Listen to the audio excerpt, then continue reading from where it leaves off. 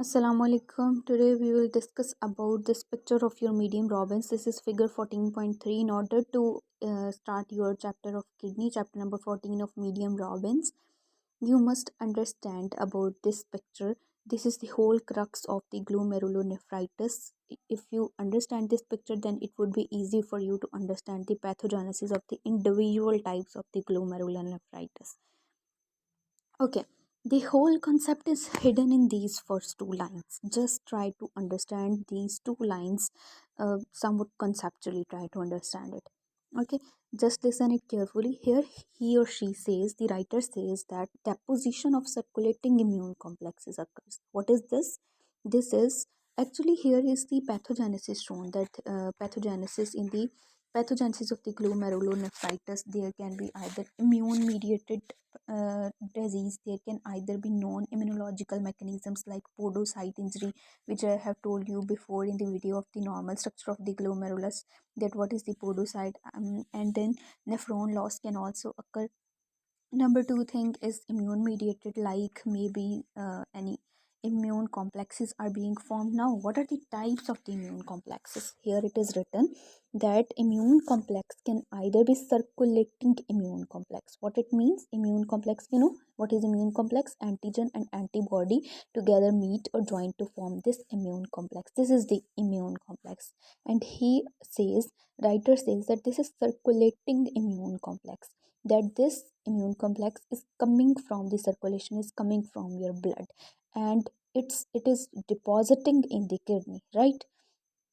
Okay, let's suppose that in the patient circulation, mainly any antigen may be present, like any bacteria, virus, fungi, parasite, or whatever it is. Okay, that is particular antigen. As our immune system becomes active against the become active against any foreign particle, so these were the antigens. Antibody came and formed the complex with this antigen antibody complex formed in circulation, and then this whole complex traveled and deposited in the kidney, particularly glomerulus, and where the filtration unit, the filtration barrier. Again, this barrier I have shown you in the normal structure of the glomerulus video, where I have told you that what is the filtration barrier. And in any type of glomerulonephritis, mainly inflammation of that filtration unit occurs. So this particular immune complex that is coming from the circulation into the kidneys glomerulus, it is being deposited in that particular filtration barrier, and it depends on on the type of the glomerulonephritis, that this immune complex will be deposited, in which portion of that filtration barrier this immune complex will be deposited. Next, he says that it is divided into two types. That circulating immune complex came where it deposited in the filtration barrier. This is mainly the filtration barrier. It is a triad of three things. Here is your endothelium, okay, and then in light pink color is the basement membrane, and then in light blue color these are the podocytes, okay. And this is the basement membrane, okay. This is a triad which is forming the filtration barrier. Here you can see clearly that here the circulating immune complex has been deposited at a particular which site, as these podocytes are a part of the visceral epithelium, okay, and below it it is being deposited. So these complexes are deposited, so it is subepithelial deposition, or we can say that at outer surface of the glomerular basement membrane. This is basement membrane, glomerular basement membrane. Here it is depositing on the outer surface of the glomerular basement membrane, or as these in light blue color, these are the podocytes which are part of the visceral epithelium, and these are depositing under it. So we can say it that these are subepithelial deposits. Okay, then come this subendothelial deposit. Subendothelial, as I said, this is endothelium. So these deposits, immune complexes, can become deposited below this or under this endothelium. So it is subendothelium, subendothelial deposits, or we can say that they are deposited at the inner side of the glomerular basement membrane. This is the inner side, and this is the outer side of the filtration barrier.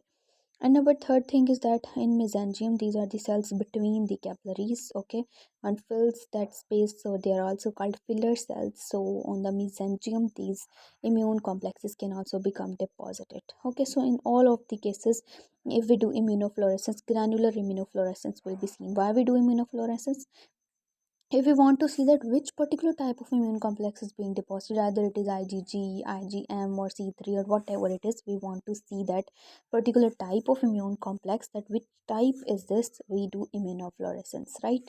I hope so this will be clear. Now the other type is that, again, the whole concept is hidden in this line: in situ binding of antibodies with or without immune complex formation. That here is in situ formation of the immune complex. It means immune complex is again forming here, but this immune complex is not coming from the circulation. Yes, here the antigen can come from the circulation in one of its type. Antigen can come from the circulation like bacteria, virus, fungi, parasite. That particular antigen is coming, and that particular antigen is depositing in this filtration unit. But these antibodies can also come from the circulation, no doubt. Okay, this antigen came from the circulation, this antibody came from the circulation, but they are coming separately. They didn't form an immune complex in your circulation. Antigen came separately, this antibody came separately and deposited here in your filtration barrier. At any point they can be deposited. So this is another type, okay, where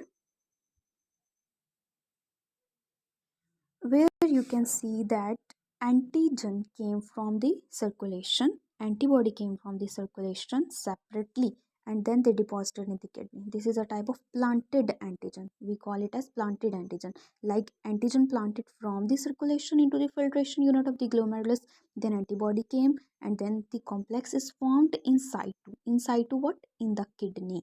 So as here the antibody against antigen on the podocyte is formed, okay. So this is also called subepithelial, as it is beneath the epithelium. So subepithelial immune complex is formed, and it particularly occurs in the case of the membranous nephropathy.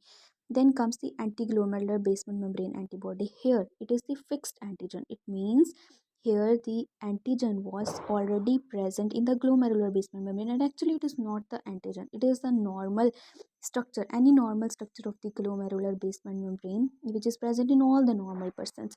But this particular type of patient is suffering from autoimmune disorder. It means in that particular person the immune system is destroying his or her own body cells. That is why here the antigen was present here. Okay, it was fixed, it is the fixed antigen type. Here the antigen was fixed because the person is suffering from autoimmune disease. Antibody just came from the circulation and formed this immune complex, but not in the circulation, in the kidney. Okay, so it is again inside to bindings, as here the glomerular basement membrane is involved. So anti-glomerular basement membrane glomerulonephritis, this is, and it is a type of crescentic glomerulonephritis, you will read later. And here in this case, if we do immunofluorescence, linear immunofluorescence will come. But in other types, either it is whatever type, here the granular immunofluorescence will be seen. Okay, I hope so this will be clear. This was a very conceptual things which almost all the students don't try to understand, don't even bother to understand it.